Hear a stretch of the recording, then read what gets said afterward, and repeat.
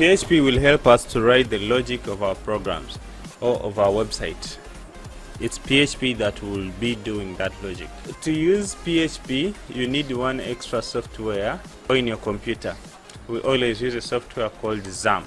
So to install XAMPP, you simply go to Google, type there XAMPP, and then you'll see these search results. So what you do, you just simply click on download. So you simply click on download XAMPP 7.4.8. Then it will start downloading. As you can see, mine has already started downloading here. And here's the XAMPP, okay?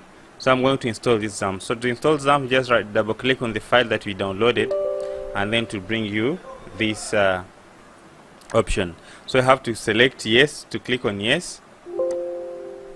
So to bring another warning, I'll just say OK, and then the next thing will be for us to install the XAMPP.